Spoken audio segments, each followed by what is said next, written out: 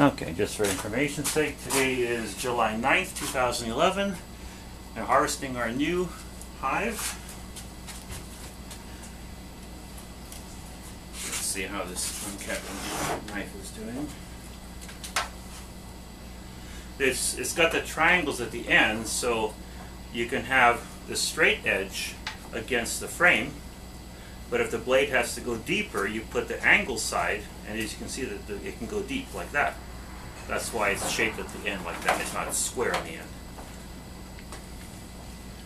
So you just and you always go upwards, and you don't have your fingers hanging over the edge. You have them inside, so if the knife slips, you don't burn your fingers, because this gets very hot. So you always go upwards, very gently, like that. Now, then you'll come closer. Take a look at how this goes. Is the honey leaking? It'll leak a little bit, but that's okay. It's all right.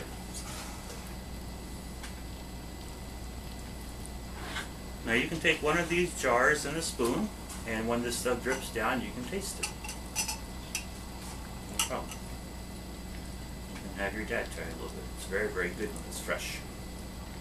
Because honey changes flavor after you harvest it, and it sits in a container even for an hour. The flavor's a little bit different. You like it the best when it's just like this. Well, hey, the fresh honey is the best. Freshest way you can get it. Yeah, then you'll just scoop a little out like here with the spoon. Just scoop it out. There'll be a little wax with it. Now here, give me the spoon. Bring your jar over here. Okay, taste it and let your father taste it. It'll be really, really good. That's the best right there. What do you think? Taste that.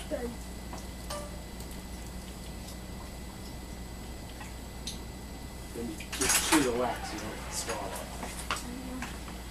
it. You should get that blue top jar right there. That's for spitting the wax into. Good. And when you chew the wax, this is our jar. We just spit the wax in there and we melt it down, mix it with all the candles. We recycle it. And we can just then put that jar over here or wherever you want to keep it. Doesn't matter. How do you like the taste? Good. Not bad. Very huh? gentle. Oh yeah. Is there any lemony quality to it this time? Do you detect any kind of a lemony, like a magnolia tree or citrus? No? This tastes really good to me. Because last year we had a citrus quality, because we have a couple of magnolia trees in the neighborhood, and a couple of neighbors have like 10-foot high orange and lemon bushes. But maybe it's a little early for all the citrus flavor yet. Ours would be so cool because we got all of the herbs that we're growing. Oh, there's all kinds of things. Yeah. At our ranch, we should be doing this. Oh yeah, you'll have a great time. That'll be great. It's just the problem is there's so much to do. Yeah. Yeah. Even our yard here is crazy.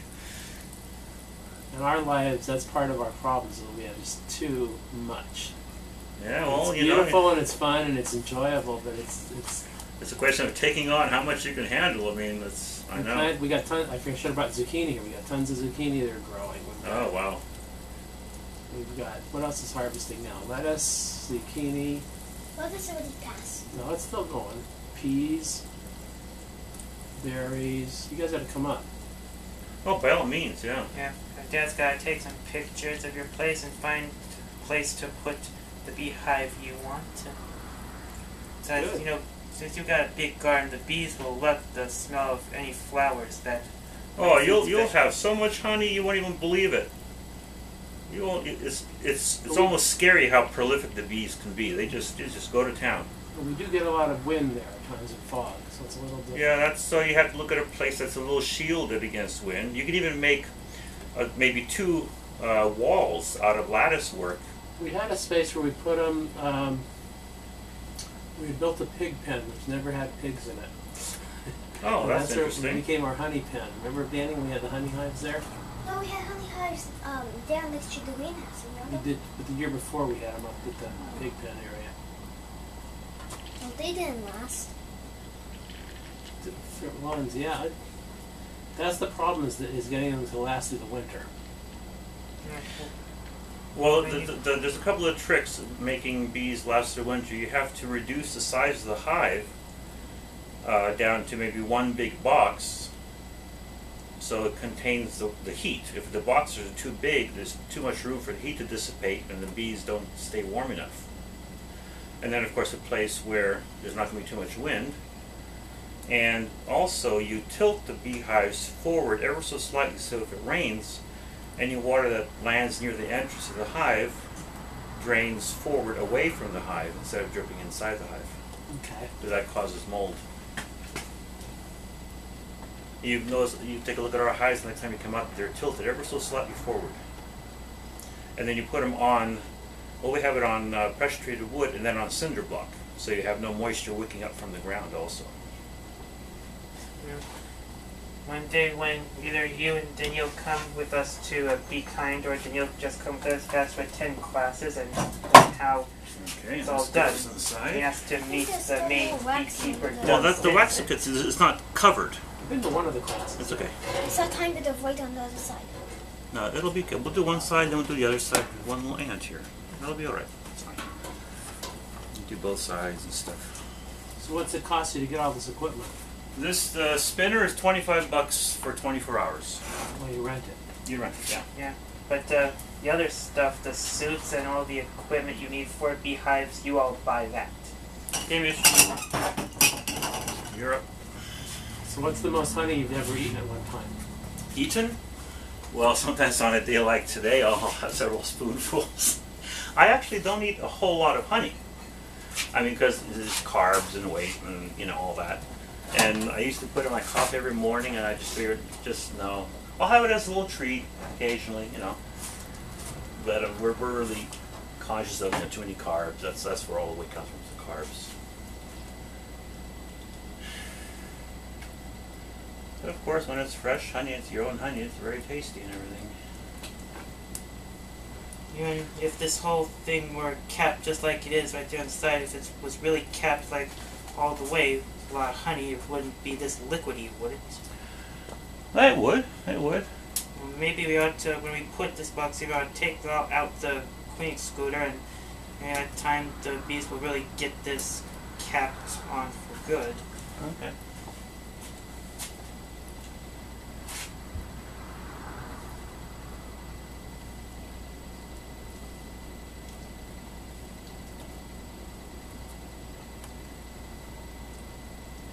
This must make these bees pretty frustrated. They go do all this work, build this thing up,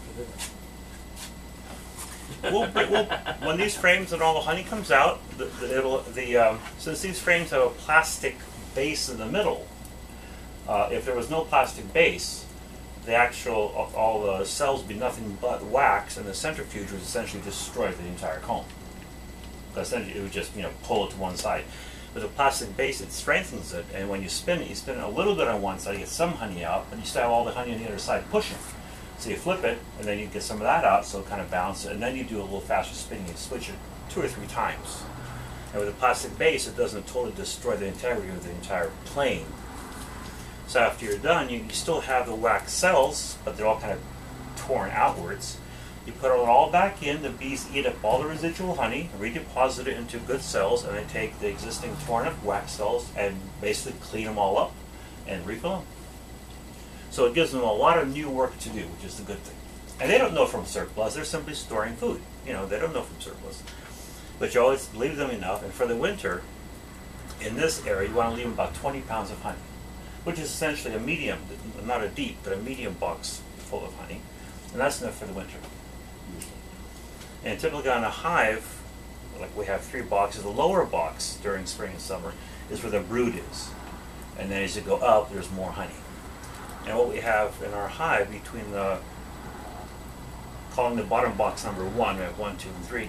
Between 2 and 3, we have a queen excluder. And a queen excluder,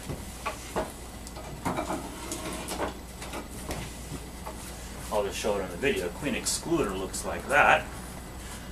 And what this is the queen is about 60% bigger than a bee. Bees fit through all this, the queen can't fit through that. So you just put it between wherever boxes you have, and then the box above. There could be larvae in it, as long as you make sure there's no queen there. Keep the queen downstairs. The larva will hatch and they'll go down out of the hive, and when they hatch, then those cells get filled with honey. So you have to inspect the hive weekly, or at least once a week or every 2 weeks, just see how things are going and see where the brood is, and once in a while actually find the queen. That's a job in itself, but like a bee is like that and a queen is about like that. So you can't miss the queen. But bees are taking care of the queen, so a lot of times the queen's hidden, but she's always in there working away, and a queen can lay up to 1,000 eggs a day. I mean, that's, you know, gestation is 21 days, and then the bee will live between 40 to 60 days, depending on what kind of work. If they're flying out and everything, it might be only 40 days. They literally fly until their wings fall. You have both sides done? Do we need to do this little green home thing, Mish? I did. All right. Can I take a quick look? This one here? It looked pretty good. Yeah. Good job. Good job. Okay.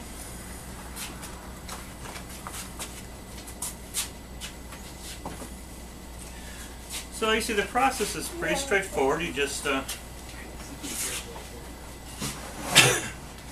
Just another spoon to keep my energy level high. You got it.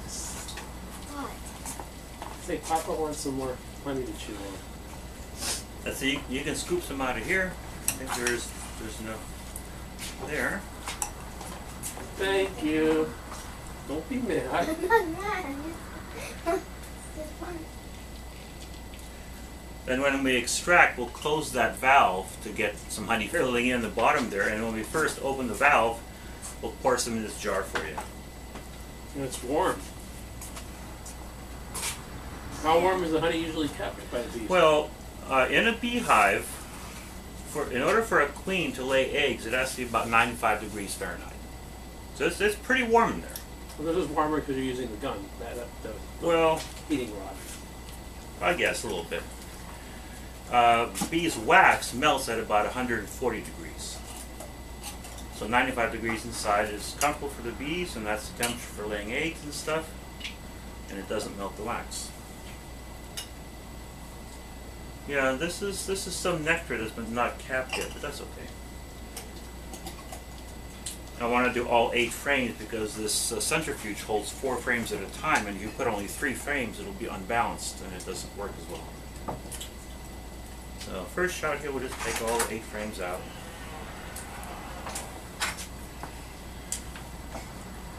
Interesting, huh? For the candle collection. Yum, huh? It is.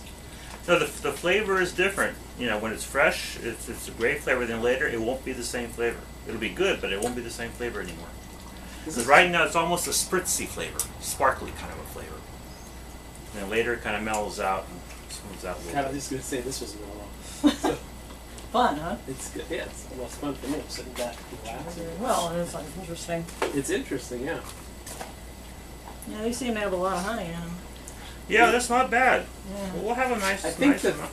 part that's missing is like when we have the berries or we have the different things that are happening. We need to get like people to come and participate. Like if we had honey, because we could probably have a dozen hives in our ranch. Yeah, sure. Oh, dozen. My God, you could have.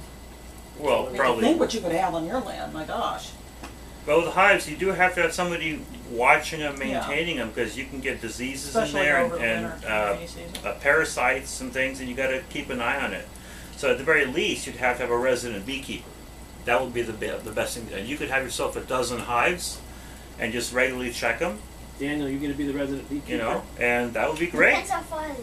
If it's all the way on the other side and every day, What if it's where the pig pen is? You have pigs. No, it's the honey, Oh. where the honeybee pen is. Honeybee pen, pig pen. I don't know. Before And the when you greenhouse. put labels on your jars of honey, call it Judd's Pig Honey. The Judd's Pig Honey. Our ranch is called English Hill Organics. Ah, Oh. oh, English Hill Organics honey. That's great. That sounds nice. English Hill honey. That sounds really nice. That sounds That's classy. the name of the hill that we're on. English Hill honey. That sounds really good. Hey, that's really And it's nice. organic, so it's English organic. English Hill Organic. That sounds like a big honey production. That sounds like a famous honey Next place. thing Nate would like to do is he'd like to see a chicken operation because he'd like to have a few chickens. We've got a gazebo back there that we're using basically for everything. Okay, one They more. rolled off. And Do you want roosters or just hens? I don't know. Well, we don't know. We don't know anything about it. So, but we like to Well, have a couple. the roosters will crow. Or they'll do their cock-a-doodle-doo at 3 in the morning. Oh, yeah, no, we're there that do that. So The hens will just cluck. So but the hens lay eggs. So, the hens lay the eggs. which that's the interesting part for us. When I lived in LA in the San Fernando Okay. Valley, and I wanted to get chickens, and I went to my next door neighbor because, would you mind if I got some chickens and put them in a coop right here between our houses? It's against the law, but I wanted to see if it was okay with you. They asked me the hens, and they said sure. And we ended up moving again, living the hives. They were getting chickens. You know, I talked with them after. God, we missed you, but we really missed the chickens. It was just so nice to listen to the little clucking. They're fucking, yeah, well, that's nice. And sure. He's listening to boom boxes in the city. Yeah. Dennis, would you like a beer? What do you think? I think I'll have myself a little. So, even though you have chickens and roosters, have you been sending both of them to Bud's Meats? Usually, no. We have them slaughtered on our, if we're going to eat them, we'll have Alfonso cut up, butcher them. Yes, and even though you've got cows, are those bulls the only thing you have? Don't you have any dairy cows? No dairy cows. Well, are you thinking of making an exchange with any of the neighbors who have dairy cows? It's always been available. We've never done it.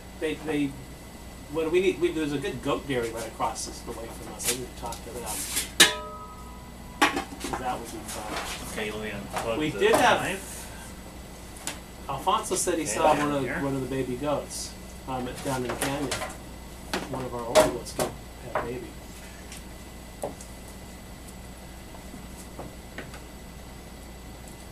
And when you do this, go like this. Go up and then just tip it up like that. Don't dig it that way.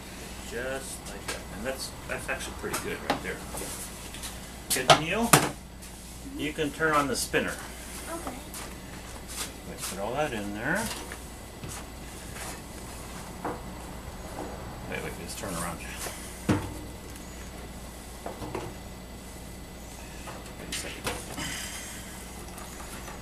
Just position it here. Get them all positioned the same way. There. You're a pretty mellow guy too. Okay.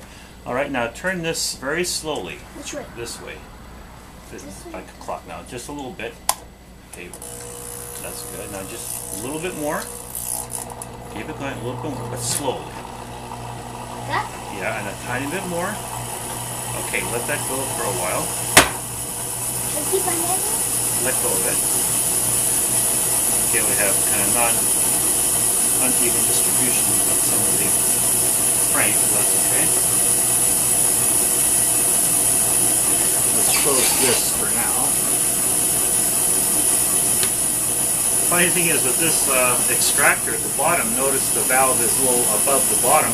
You could have a gallon of honey in there before it starts pouring out. That's how much space is in there. A whole gallon before it even starts coming out. How do you get that last gallon out? Well, then you unscrew these 3 screws, this entire top and the spinning cage you take out. There's just a little axis on the bottom, welded in place. They just tip the whole thing over and let it just drain and drain and get like the equivalent of a credit card. You scrape out the inside, let it just drain and drain down into your containers. Okay, then you'll turn it off all the way until it clicks. Okay, and we'll turn the frames around. Yeah, it's starting up a little bit. What do you do for a living? I'm a handyman right now. I used to be a mechanical engineer down in Silicon Valley, and now I got my own handyman business. And I worked with an attorney doing real estate exchanges and probate What work. happened to the- Well, that's where the honey kind of comes out and it kind of tears it up a little bit. I've had a handyman business now for about 20 years. Cool. It's fun. What do you specialize in? Well, you know, a little plumbing, a little painting, a little repair, and basic household stuff. Okay, we're going to give it a little faster spin this time. What do you charge for an hour? Between 35 and 45, depending on the work. Plumbing and electrical, 45, and everything else, 35. Okay, let's give it a little more speed this time. Hold it steady. So you're good with your hands? Oh yeah. No problem there.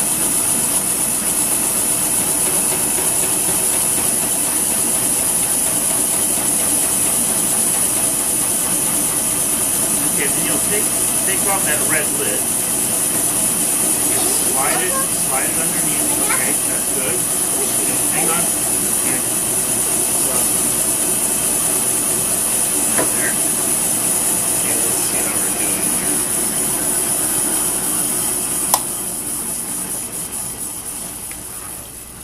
here. All right, we're getting honey down there. Now let's turn these around again. Do another fast spin. There's one of these. This is pretty much empty already. But we'll get some honey here. Oh, it doesn't slide. Whoa, what happened? Well, because it's a centrifuge and it kind of tears apart the cells. And that's okay because the bees, they put them all back together again. They fix them all up. They clean them up and fix them up.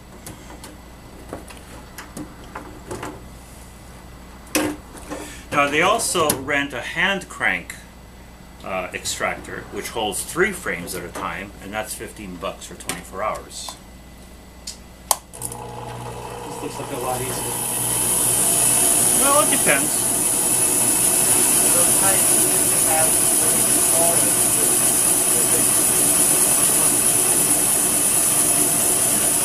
There's one small and one big. There was one that weighed about 40 What? There was an ant crawling around here.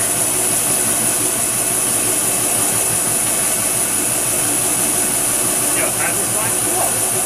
Dennis, take a look. That's fast.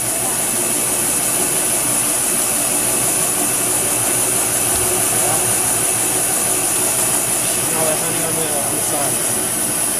What? Now, Dennis, take a look down here inside. And see, the honey is just about up to the spout. So that's at least a gallon of honey sitting in there, at least. And that's 2/3 of this container full. Okay, I'm going to turn the frames around one more time for one more quick spin, and then we'll start on the next set of frames. Okay, here's one. And these things, they never really hold the frames. They just rely on centrifugal force. Sometimes the frames fall inwards. You got to kind of hold them in place until you get them all locked in. And then they just stay when it spins, of course. Okay, here we'll do a fast spin.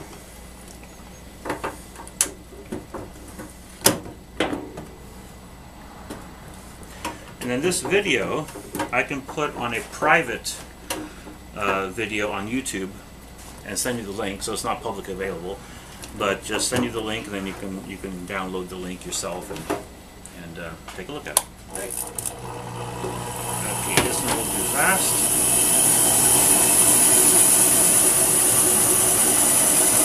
This will be the last one for this.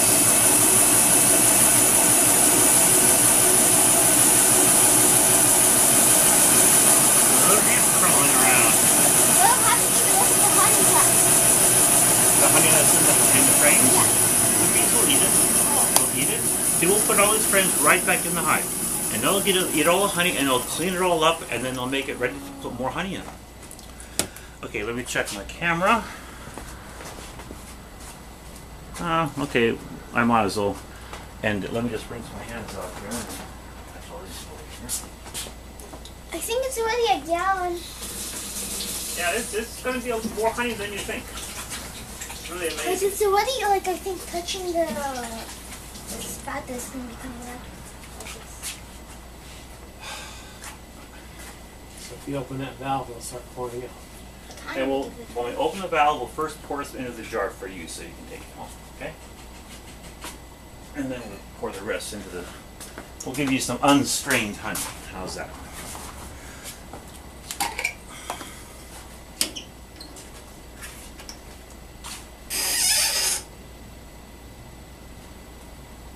Okay, there's about a gallon of honey and it's, I can just start tilting it a little bit. Whoa, it's coming out really fast.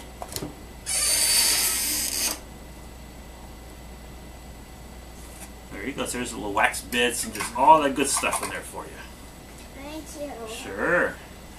Okay. It looks like hold out that looks like it looks like tiny. It's neat. Help make that all happen. Yeah, when you're part of the whole process, you know, and this is literally the fruits of your labor, which is the coolest thing. Yeah, see, I mean, this is set up so you can have, I mean, a whole lot of honey in here, but even before you get out the valve, there's already quite a bit of honey in there. I'll just kind of get the bulk of it out, and then we'll just continue with the rest.